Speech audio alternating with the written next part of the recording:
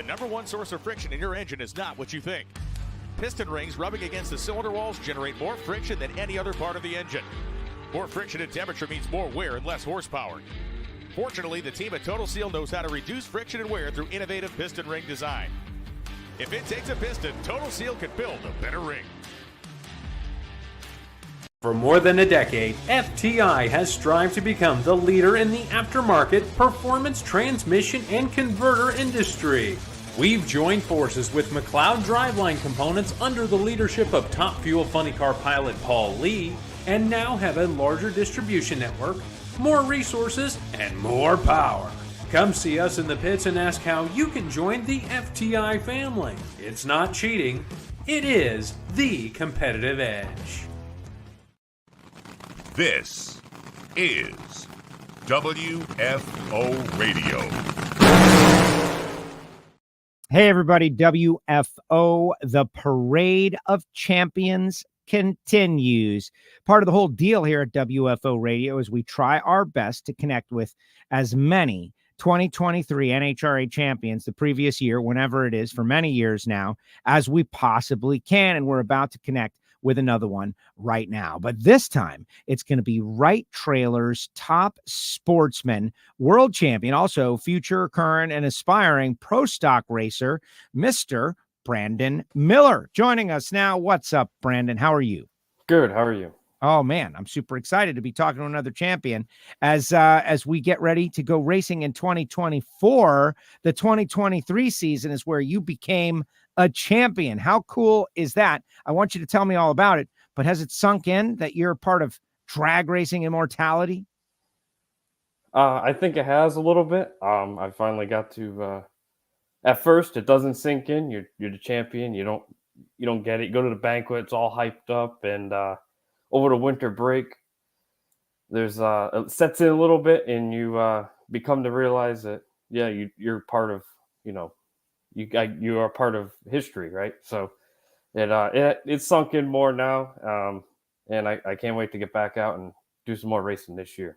Yeah, it's going to be exciting. Now, do you view it as a title defense? Are you going to go after it again? Or many people don't look at it like a title defense, like I'm going to go get another one. But I tell you, the fellow racers, they're going to see that number one, and they're going to be trying to knock you off the top. Yeah, I don't know if it's a title defense. I don't really, I mean, if the cards fall in favor of me again this year to chase the championship, I'll do it. But last year I didn't have any real intentions of going and chasing the world title. I just the division stuff. So this year I'm going to go back to the same plan as last year and just focus on division stuff. And if the national falls in, it falls in. If not, I'm going to still have fun racing at the divisional level and run some pro stock. So see, exactly. And we're going to talk about the pro stock program coming up in a little bit. This is Brandon's truck. It's going to have a number one on it this year. It's quick, it's fast, it's unbelievable. But what's it ET wise? I'm trying to figure out if you run quicker in your Top Sportsman machine or in pro stock. So the pro stock is faster. The Top Sportsman, we'll go 680s, 200, just under 199. It's a truck. It doesn't like speed, so it's got like a hull speed. It struggles to break 200 a lot. So 680s, 690s in the heat. It's just a fast bracket car. The folks at Chevrolet, like, what were they thinking? The aerodynamics not sufficient to run 200 miles per hour. No, they didn't. They didn't spend too much time in the wind tunnel with that design. No, definitely not to go that fast. All right, so let's start at the beginning of last year. I love to hear the championship story. Please tell me yours. But, was this like, we're going out there to win a championship? Or was it, hey, we've got our divisional schedule, we're going to go racing, we're going to see how it goes? What was your attitude like? What was your mentality like at the start of 2023? Did you feel like big things were going to happen in this season? Of course, you always hope for the best. The real plan was we're just going to, follow our division schedule. We were going to run the pro stock at a few national events. So that's kind of what got me started. I started at Cecil County, Maryland. Then I won there the first divisional of the season. And from there, I went to a PDRA race, and then went to the 4 wides at Charlotte to run pro stock. And of course, I had the truck with me, so I brought the truck and came up, and I won there too. So went to the next divisional and won the next divisional. So I had a really hot start. So at that point, it was kind of, let's go for it. So, and we kept racing, more nationals and more divisionals, and it all planned out. Hot start. That is so common with our champions. Not all, right? Trevor Larson didn't start at all, right? He waited halfway through the season to start, and he was able to score the victory. But that, I think, demonstrates how the schedule is supposed to work, and it's friendly. It's friendly to people who can, you can only race. He's a farmer. You can only race at certain times, but you got a hot start. And I remember talking to you on the starting line out there in Charlotte because we had an NBA player. His name is Brandon Miller. And I remember telling him and his family, and they're drag racers and they're drag racing fans, I was like, see, that dude is Brandon Miller also, which is kind of cool. And then you went on and had success at that event. Yes, that was cool. Yeah, we got to get him on board, right? We got to get him back on board. He was loving this stuff. So you got 3 wins at the start of the year. Now bring your family into it. Who supports you? Who's out there? And what were the conversations like when you, with 3 wins, had to be acknowledging the situation? Like, oh my gosh, we could win the world here. We've got to chase this. Tell me about how that went down. So we tried not to look at, I don't think I even looked at the world points at that point. Maybe I did. I honestly can't remember.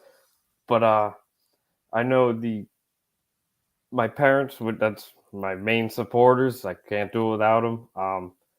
We just try to stay as, calm and cool and collective as you can, humble, and, just focus on the next race. Don't get overexcited. Like, oh, we got to win this. We got to go here and win here. We just take it one round at a time, one race at a time, and we do it as a family. So we just enjoy racing.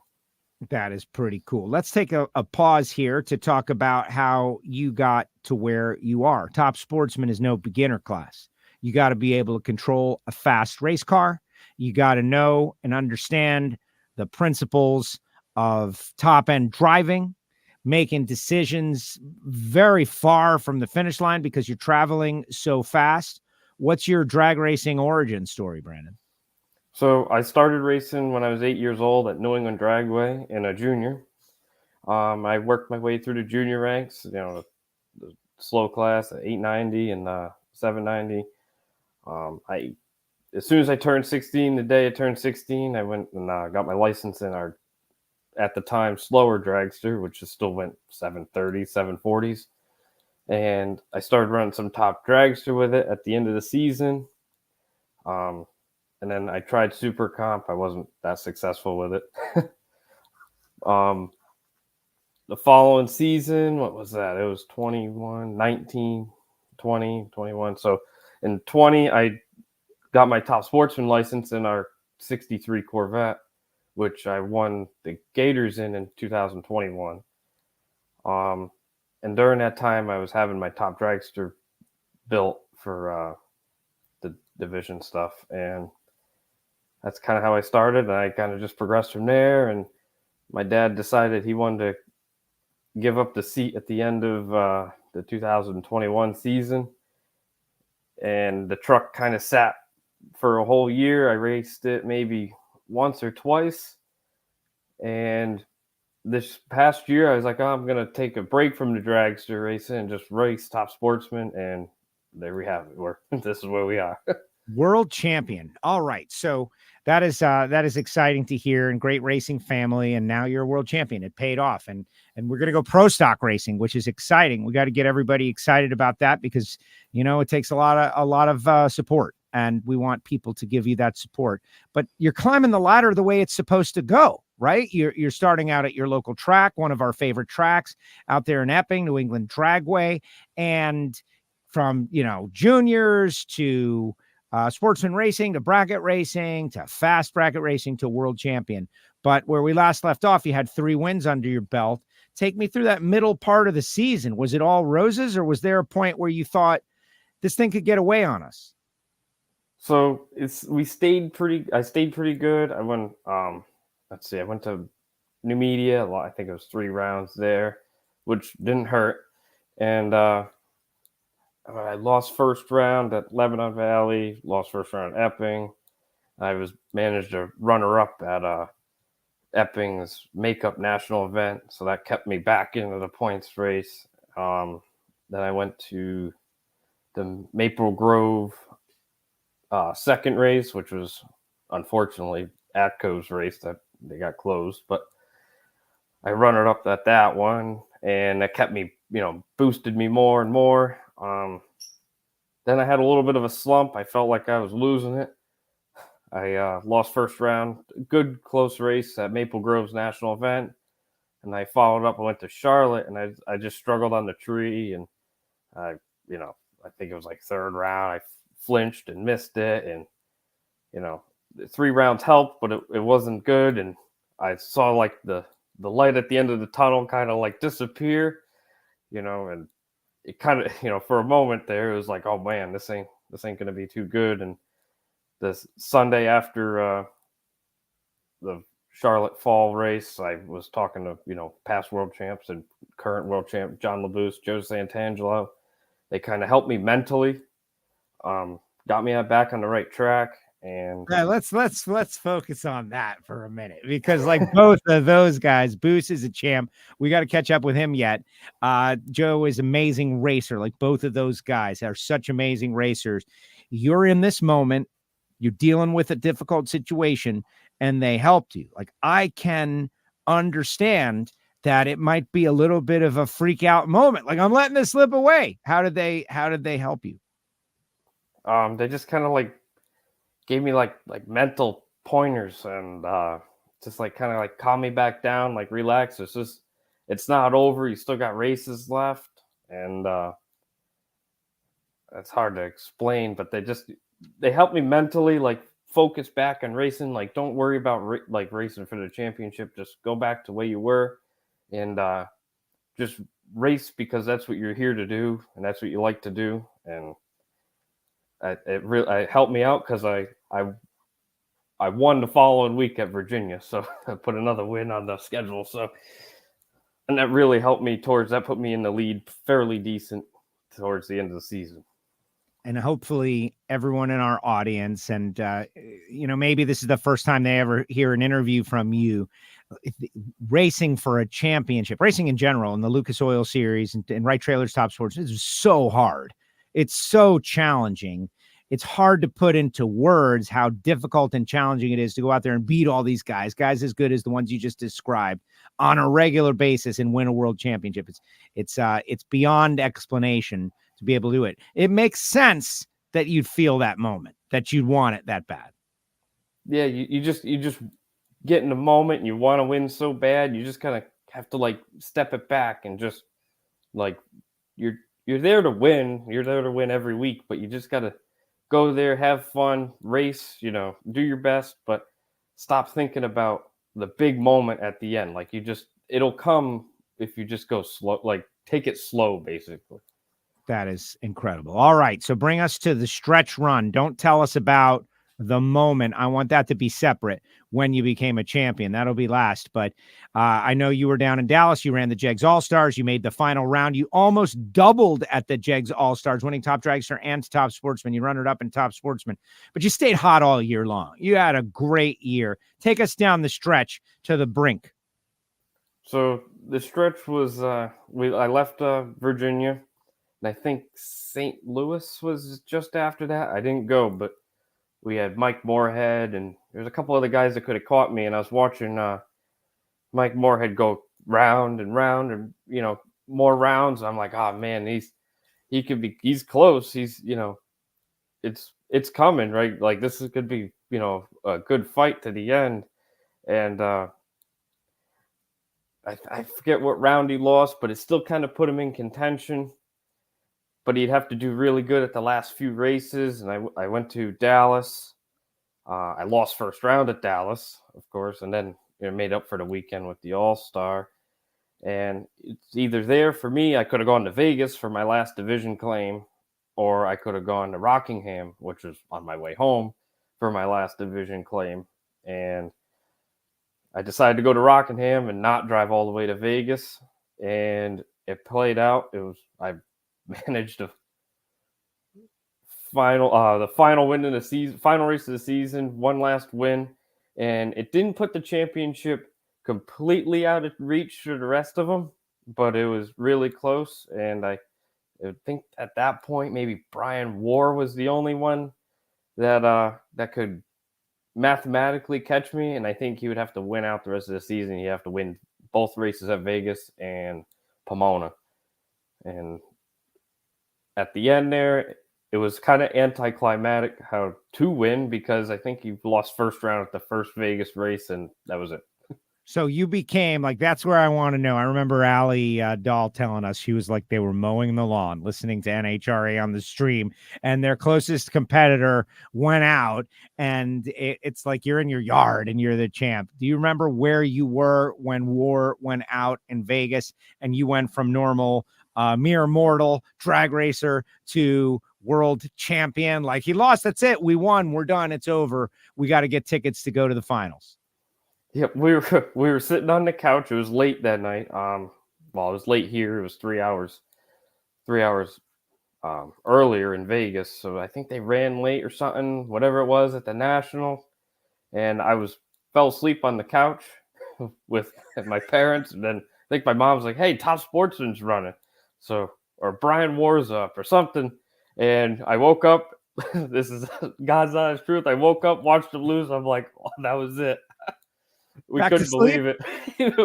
We didn't go back to sleep, but there was no huge celebration. I can dig it. You're in your house. It's how do you process that? Like, you have just won something, but you're not even there because you put up such a tremendous total early in the year.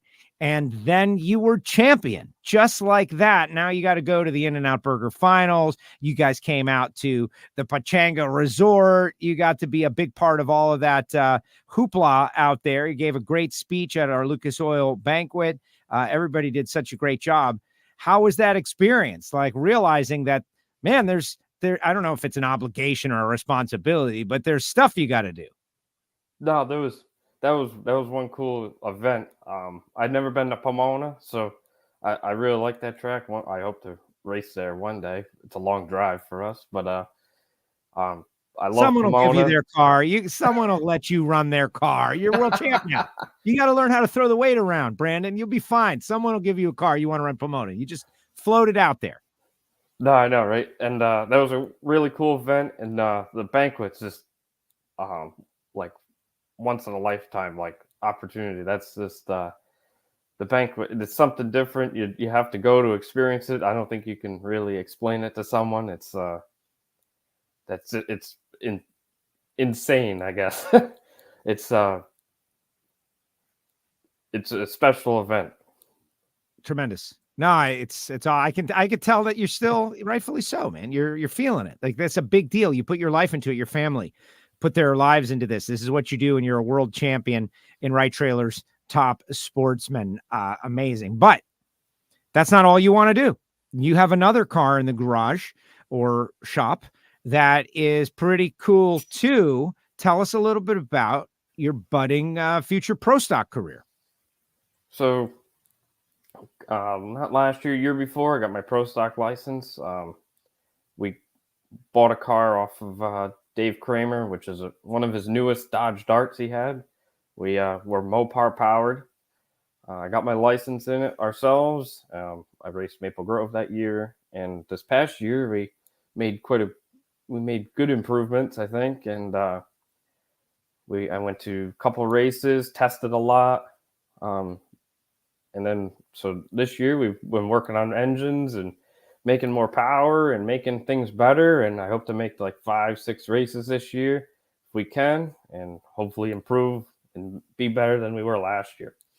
That's awesome. Okay, driving a pro stock car, challenge wise, you know you can go fast, you can be successful in your Top Sportsman car, and in your dragsters, 2-speed transmission stuff, trans brake stuff, different experience running a pro stock car. explain it to folks. What's it like driving Pro Stock? Clearly, the clutch, the gear shift, just it's a challenging ride. But I want to hear you talk about it. Yeah, so it's one of the most challenging things I've ever done by far. There's nothing like letting that clutch out though and shifting. It's one of the hardest things to do. The burnout's tough. The whole thing is tough. The 1-2's tough. The 2-3's tough. But at the end, you get to drive a Pro Stock car, and there's not too many people that get to do that. So, I just hard to explain how it is, but it's one of those things where if you get to do it, you really don't want to do a whole lot else. And so all you people out there that poo-poo Pro Stock because they don't go 300 miles per hour and have fire coming out of them, you got to listen to what these folks are saying. It is that big a deal. And Sportsman racers, most of them that I know of, they aspire. If you drive something with doors on it, you aspire to drive Pro Stock. That's just the way I have seen people. If you drive a dragster and altered, then maybe you want to go a fuel or top fuel. Who knows? That's amazing. Who's doing your engines? You're doing your engines? Who does your engines? You're using the Dodge stuff. So we actually have Roy Johnson doing some engines. He's good. I've heard of him. He heard of him. Yeah, I've heard of him. He's pretty good. He's done a few things with Dodges, so he's working on some stuff. Just getting it ready for this year, freshen ups and little updates and whatever we can do, and try to make some more power, and hopefully we can qualify at least a few races. It's tough to qualify. There's getting more and more Pro Stock cars. I know there was like 22 or 3 this year at some of the events I went to. We didn't qualify yet, but I think we weren't the bottom qualifier. At least I think we were 19 or 20 out of 23. So, I guess it's not too bad for self-funded, self-tuned, everything we do ourselves. You're putting my parents you're putting the tune in that thing, Brandon? Yeah. So we have me, Dennis Gaborios. He runs Top Sportsman with us. He's got a turboed Mustang. So he's good with the EFI. I do most of the clutch stuff. I'm in the car doing the clutch between every run. And John Nobile, heard of him? Another all-star. He's helped us out. He helped us out at the end of last year. So we have a small team, but it's mainly kind of our just us. Just my parents and a few of our friends. Super cool. Like Team New England Dragway goes Pro Stock racing. I think that is awesome. And I wish you luck. It's a great challenge, right? You've taken on one of the most difficult challenges with that. What will be your first race if you have your schedule already planned? So the first Pro Stock race, I'm really hoping to be 4-wide. I'd love to go to Gainesville, but we're just not ready yet. And then just the division stuff. I think the first race is Cecil County again in May or late April. So that's it. And then we'll go from there, just the division schedule. I think I'd like to go to the 4-wide. I'd love to go to Virginia National. I'm going to do Epping National because that's at home. And yeah, Maple you got to run National. Pro Stock. You have to run Pro Stock at your home race. You owe it to your friends and your family. It's not even about you at that point. You got to give them the easy trip to see you run with the pros. Yes, absolutely. That's the main plan. That's awesome. If I made one race this season, that's the race I want to race. But I want to make a bunch of them. So make it worth it. Is that the Lazarus car? Yes, that's the Lazarus car. Yep. Good. No, I know that car. I remember that car. That's great. That's great. Brandon, tremendous season. Congratulations. I'm excited to hear you talk about it and tell the story.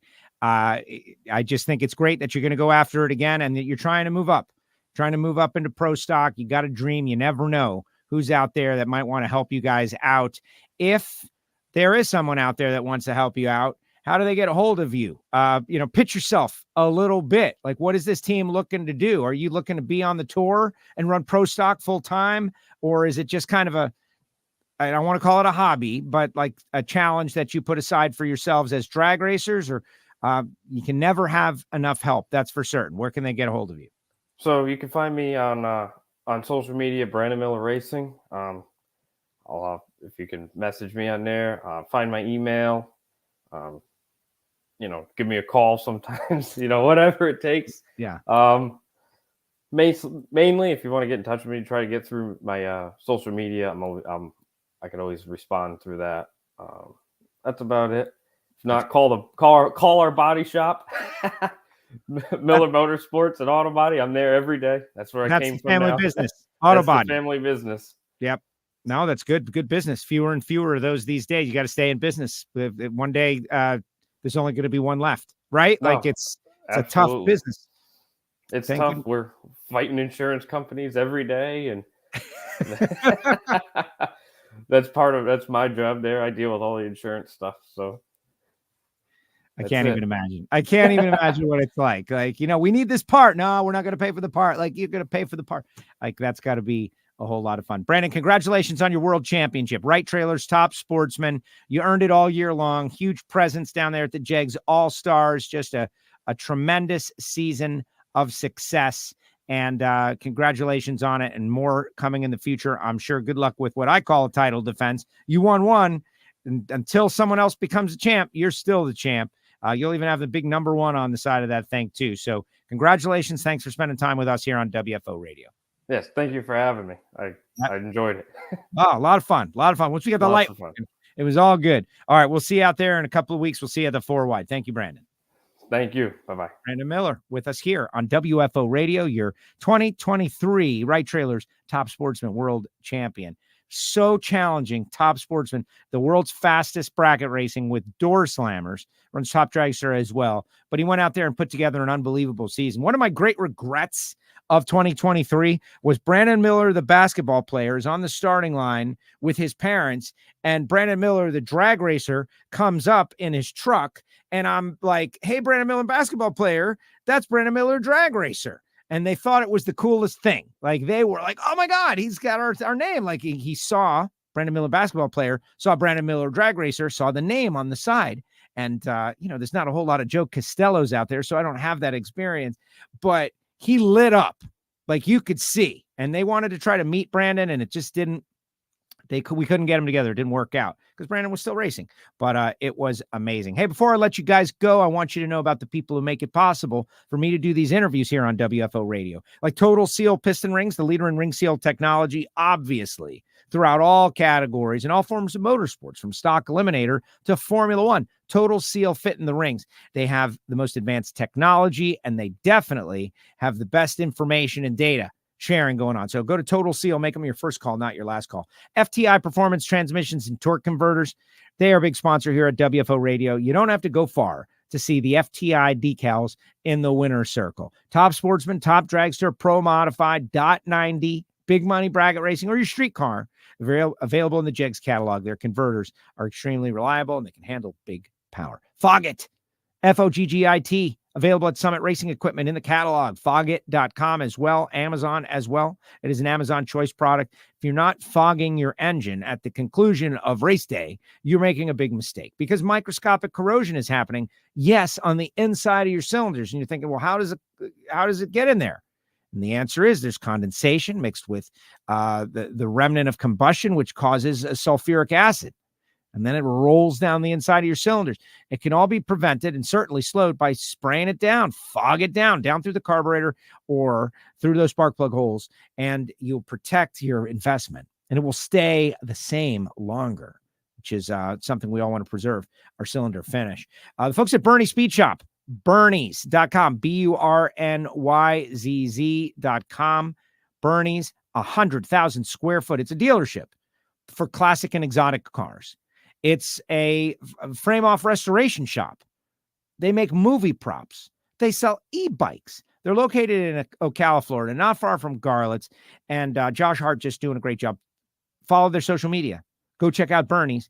And I'll be at the big fan fest before the Gator Nationals. Then there's CWT Industries. This is Randy Neal's company. Randy Neal been balancing engines for nearly half a century, and has put together a machine that is touch screen, fast, efficient, easy to use, and it's going to make you money in your shop, because it is so easy to use and it does a great job. Work doesn't come back. So all you machine shop guys, engine guys, what balancer are you using? Serious question.